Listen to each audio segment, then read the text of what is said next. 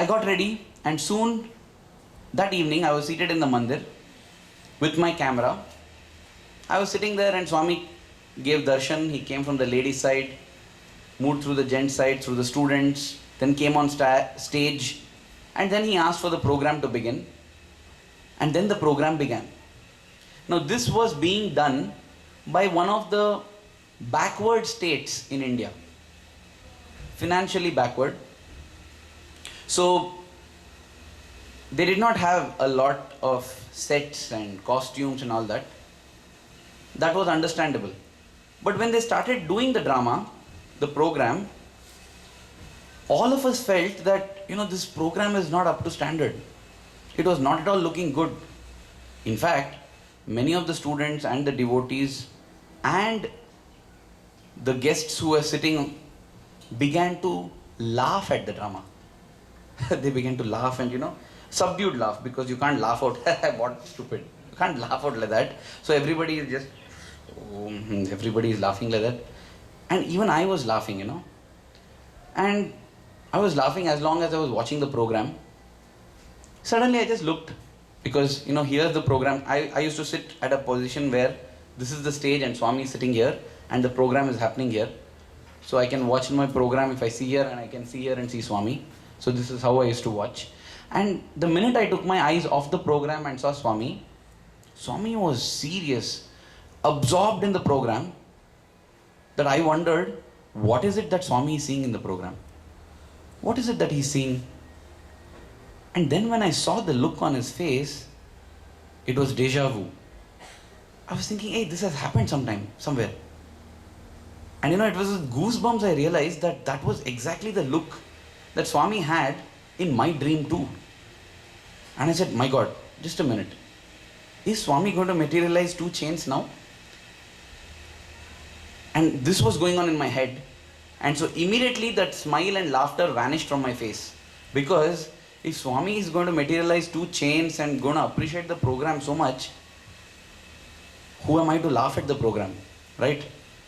So I became serious. But others around, they continued to smile, they continued to laugh. And that is when, a thought struck me. A thought struck me as to, why is it that sometimes a very good program is put up in front of Swami and Swami does not seem to enjoy it. And there are times when a not so good program is put up in Swami's presence and Swami seems to be enjoying it. What is the secret? It was by sheerly Swami's grace that this insight came, and it's such a beautiful insight. Humans, we people, judge an event, judge people by the result that they produce. How good a drama is. What is the marks on your grade card? How nice the performance is. We see the result and then judge the people. But God, He does not see the result. He sees only the effort. He sees the effort. If someone has put in 100% effort, that's the best. That's the best they're putting in. And then the result is not good. God does not care. He's very happy that this person put 100% effort. And that is why if there is a very good singer, the good singer needs no practice. He or she can just walk in and start singing. It will be great. At the same time, a lesser singer would have to practice so much. But 100% of the practice is what Swami is looking at. And this is what struck me when I was seeing this program. I felt the result might not be looking good, but Swami knows the effort they have put in. And that is why so many groups of different skill levels put up different programs in Swami's presence, and Swami enjoyed all of them, because God sees always the efforts. And that is why all of us are equal in God's eye. Because my ability to do something may be greater or lesser than your ability to do something. But my ability to put 100% effort and your ability to put 100% effort is the same. All of us can put in 100% efforts And therefore, all of us are equal in God's eyes. If you put in more effort than me, you will be dearer in God's eyes than me. Because God does not see the result you produce. You get the point? So this was what struck me, and I thought that, oh my God, they must have practiced so hard. They must have struggled so much, and they are trying to put their best. Their best is not looking so good, but God is not caring for that. Swami is so happy with their efforts. And I remember there was a person sitting by my side. I called him and said, you know, we are laughing at this program, but Swami is going to create 2 gold chains for these people. He looked at me and said, how do you know? I said, Swami told me. You know, I really said this. I cannot believe it, but I told him that because Swami told me. A request for everyone to kindly put off their cell phones or silence them at least, because it distracts. And so, when I told him this, that I think Swami is going to create 2 gold chains, he got shocked, he was surprised. So I told him, Swami told me this. He said, when did Swami say? And now I thought I'm not going to go into the entire dream and all this. So I just said, no, we'll just watch out for it. And so that was how we were seated. The program got over, and as soon as the program got over, Swami looks and he says, you two here, come here. And the minute Swami said, you two, I got so thrilled. I got up on my knees actually, And then I was remembering my dream, and this is the point. He's going to wave his hand and create 2 chains. That's what is coming in my head. And you see Swami, how subtly he gives such a strong point. He looked to me and said, hey photographer, take photos. Because in the dream I thought, I will not take photos, let me see how it looks. So I said, yes Swami, I am. And then Swami waves his hand and creates 2 gold chains. Exactly like the dream, and the person next to me stunned. He's feeling like I'm Nostradamus, the man who saw tomorrow. And after that he asked me, how is it that you knew? And then I told him about the dream, and I said, this dream was just 45 minutes back. 45 minutes back I had a dream, and this is what happened. And this is just one of such dream experiences.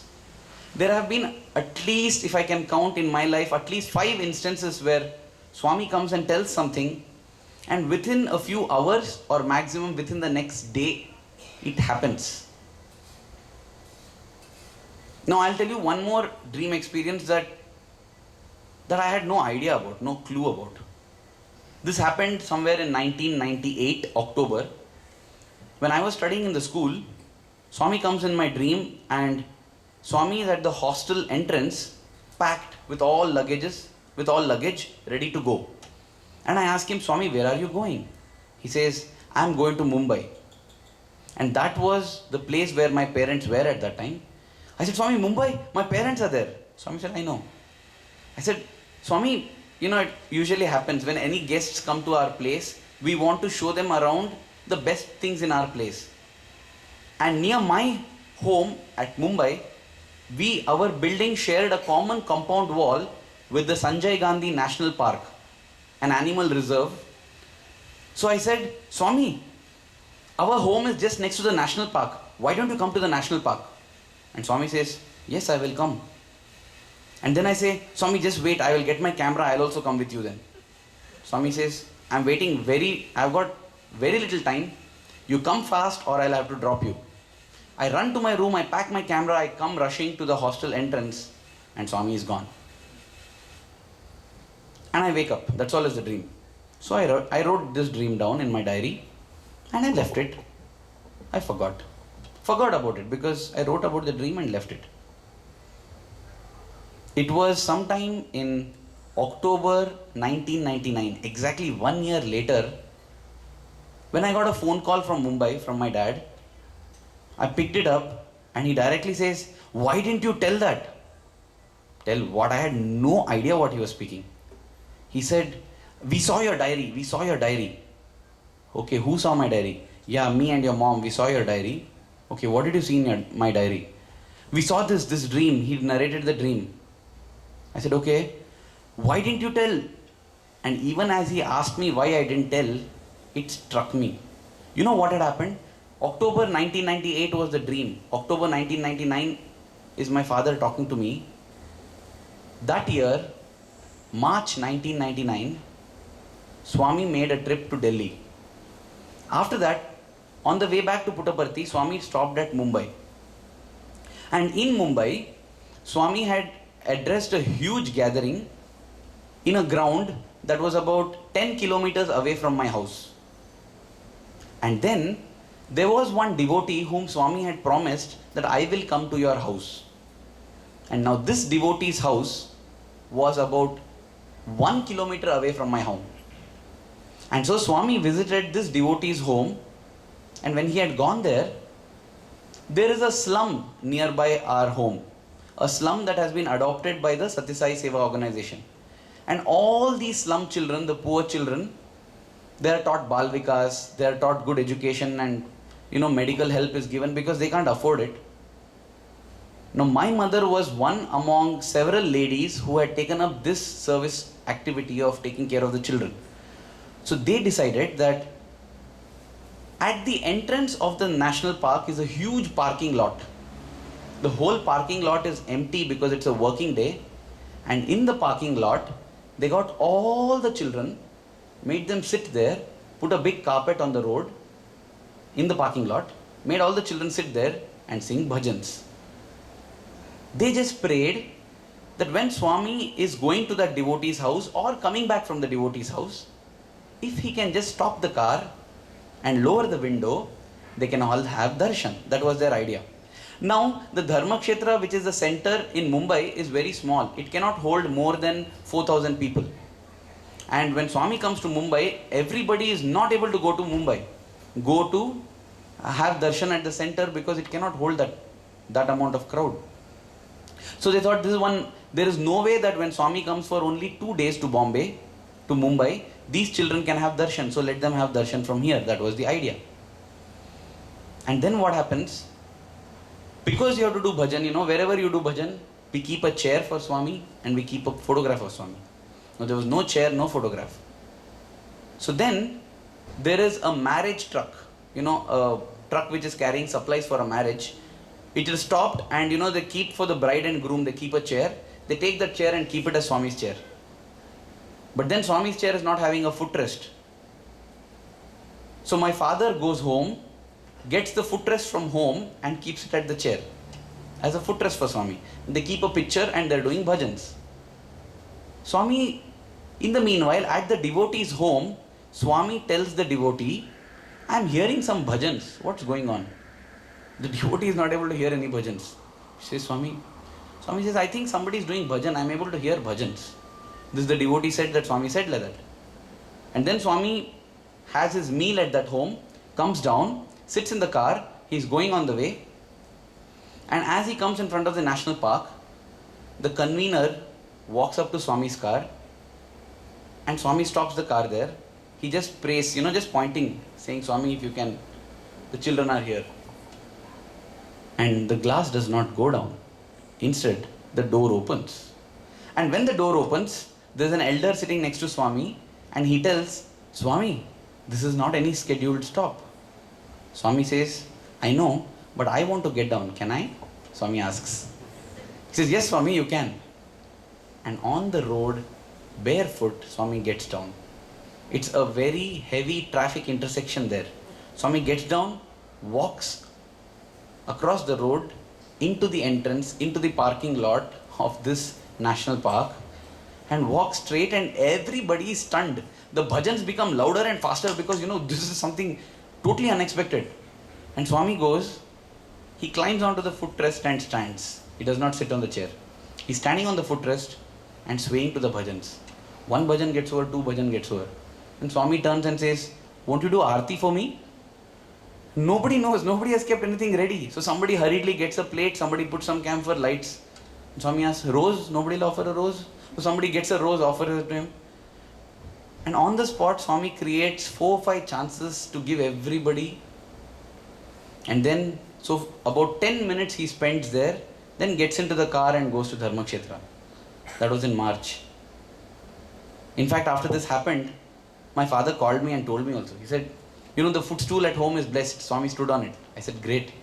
Then he said, this happened, we got a chance, Swami got done. I said, great, very nice. It still didn't struck me. Still didn't strike me. And months later, reading the diary, they say, this is what Swami had said. And then I recollect. I said, yes, oh my God. Many times it happens. Why I narrated this is, many of us many times get Swami's dreams. And we are not able to understand what it means. Sometimes it's very clear. Sometimes it's a straight instruction. Do this, do this, do this. Sometimes we just do not understand what Swami is saying. What do we do at such times? Let us know for sure that Swami never jokes. Every word of his has great meaning. So, first thing we do is determine whether it is a Swami's dream or whether it is, as Swami calls it, indigestion dream. Swami says sometimes when you have food and it does not digest well, you get some dreams, It will be a very mixed dream. There will be Swami there standing in a room, and then suddenly a sparrow will fly in, and then a lion will roar in the side, and then you will see your late grandfather sitting on a sofa, and then suddenly a bus will come and stop, and then a taxi will drive in, suddenly a mobile phone will ring, and then Swami will get up and go, and you get up and wonder what is the meaning. It just means that your food did not digest well the previous day. That's all. Because Swami says, when I come in your dream, the joy that you feel will be just like how you feel when you have my darshan. You will not have confusion when you get up. You will not be perplexed when you get up. When we have Swami's darshan, we don't do, what is this? No. So simply by the way we get up, we know if Swami has come in the dream or it was indigestion dream. Many times we get like this, we are not able to make out, lion was there. Lion and my grandfather together, what it means, you Google. There are 100 interpretations for a lion coming in the dream. An Islamic interpretation, I have seen it because I have seen for my other dreams. When I had a hippo in my dream, I checked. There's an Islamic interpretation, there's a Christian interpretation, there's a Hindu interpretation. So many interpretations that you don't know. Everything is covered. One of them it has to be. So don't go checking like that. When you get Swami's dream, in the morning when you get up, you will know that Swami came in your dream because you will feel very light in your heart, you'll feel joy, you'll feel a smile on your face. And Swami says it is as real as darshan. If Swami walks and you speak to him, you talk to him, you remember clearly his voice. You'll be able to remember his words. When you have touched him, that's what, once I had a dream, I always wanted a ring from Swami, Swami has given me a chain, but I always wanted a ring for some reason. And Swami never gave me a ring, but he gave me ring 5 times in my dream. Swami says, Swami's dreams are true, so I feel in that way Swami has fulfilled my desires 5 times. But so many times I used to get a ring in the dream, that one dream, it is so realistic, where Swami says, come here, he waves his hand and creates a ring with Shirdi Baba on it, and some kind of lights are running around the ring. I say, my God, Swami, what special it is. And Swami says, you always wanted a ring, right? So I'm giving you. And I'm standing, I'm having tears in my eyes. Swami turns and walks away, and I'm feeling, finally Swami, after giving me ring so many times in my dreams, finally you have given me a ring. And I start kissing the ring, and I'm holding it like this, and I'm thinking, now I'll go and show my mother and tell Mom, finally Swami gave me a ring. And then I wake up, and I say, oh no, that is also a dream. So realistic will be Swami's dream when Swami comes, that till you wake up, you see no difference between real life and a dream. So, when we get Swami's dream, let us first determine whether it was Swami's dream or indigestion. And if it is Swami's dreams, let us be very happy. And the next, what we do next is very important. Because I have seen that the day I get Swami's dream, I get up. For example, when I get up, I tell Puja, I tell, today I had this dream, this is what happened. Within the afternoon, if I have to share the same dream with somebody, the details would have changed. We forget. We forget. Just as in the sleep state, in the dream state, we forget what happens in real life. In the waking state, we forget what happens in the dream life. So therefore, the minute we get up, before we even share the dream, it is best to write it down in as much detail as possible. As many, remember all the details. Swami was in a blue building, Swami was this, Swami said this. Very clear, exact words. If Swami spoke to you in Spanish, write down the words in Spanish. Don't translate it into English and write down. Because sometimes it happens, my major language is English, Hindi and Kannada. But if Swami speaks to me in Telugu, which I understand bits and pieces of, I write down the dream in Telugu. Because there may be some intricate details which I may lose in translation. So basically, write down the dream in as much detail as possible. And then just wait. Allow the dream to unfold when it has to. Because Swami says, Swapna Darshan, which is dream darshan, is actual Sai darshan, which is having darshan of Swami. So imagine if today you have a darshan of Swami and Swami comes close to you, smiles, does this, blesses and walks. You won't go thinking, what does that mean? What does that mean? I'm not able to understand. Why am I not able to understand? Swami, what does that blessing mean? You're just happy that you saw Swami. You're just happy that Swami smiled at you. You're just happy that Swami blessed you. So when he does the same in your dream, why do you worry trying to interpret and see what is its meaning? If its meaning has to be understood, then the one who has given you the dream will also give you the meaning. Otherwise, just enjoy it. Just a darshan without any meaning as such. Because Swami loves you, he is giving you darshan. Just enjoy it. Because even when Swami was in the physical frame, there have been many instances where he has given guidance through dreams. For example, in years 4 to 5 decades ago, when the Akhanda Bhajan first began, this global Akhanda Bhajan we have where for 24 hours continuously we sing bhajans. It first began at the home of Dr. Padmanabhan, a dentist at Bangalore.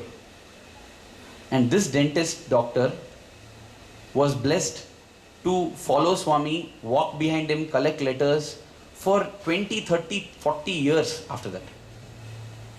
Now at his home, when they wanted to have Akhanda Bhajan, there was no telephone, there was no way to communicate fast. The fastest way of communicating was via telegram.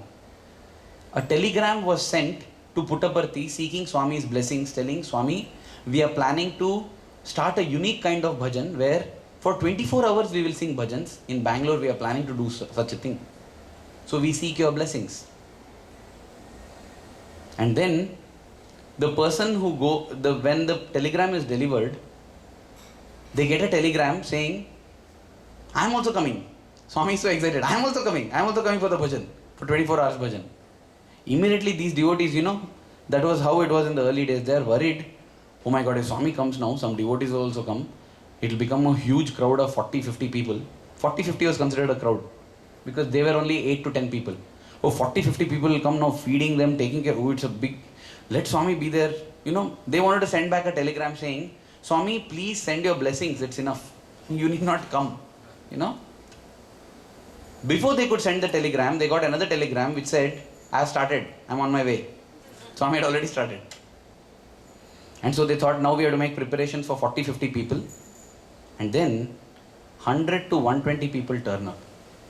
And they are surprised. They are thinking, how come these many people are not at Prashanti, at Puttaparthi? How did so many people turn up?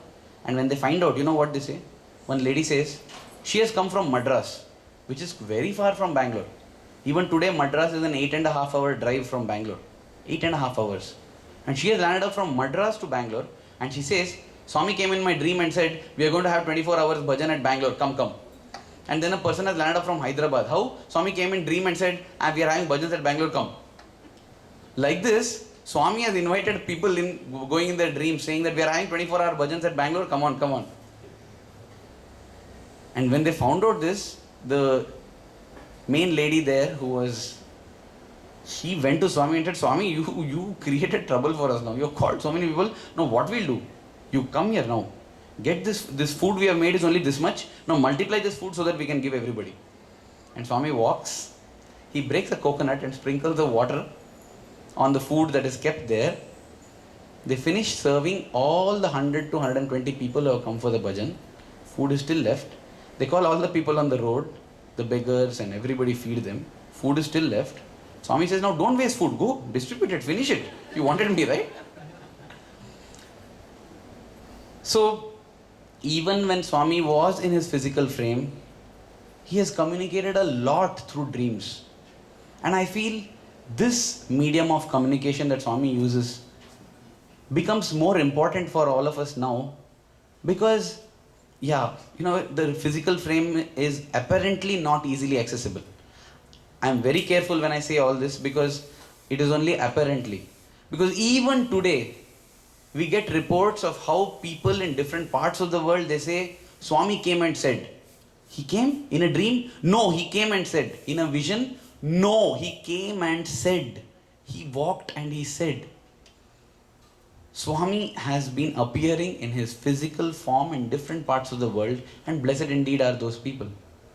But blessed also are those who are getting his dreams, because Swami has categorically said that when I come in your dream, it is my will, and you cannot have me in your dream on your own volition. You just try it out. Try to watch Swami's DVDs for full 3 days. See a horror movie before you sleep, you'll have ghosts coming in your dreams. But see Swami's DVDs for 3 days and sleep, still you will not get. The same time, you might see a ghost movie at night, and still you'll have one Swami's dreams. Once or twice it has happened to me where I have wondered, Swami, what did I do last night? Oh God, I saw that movie, then I did this, we played, we shouted, we did this, and I slept late. And you have come in my dream. Because Swami coming in the dream does not depend on what we do, it depends on his will. You cannot. It's a challenge. You just try it out. You try to watch 3 DVDs of Swami's movies and sleep. You cannot say that every time you watch it, it's coming. So dream, it's not your inner subconscious acting and coming. No. When Swami comes and when it's clear, it is Swami's. I don't know, as I said, it has been a dream day here. And every time before I come to speak, I just pray to Swami and I ask him, Swami, you only speak what I'm supposed to speak. And somehow I felt that today it would be wonderful to speak in Swami's presence about dream, because it's been like a dream for me today.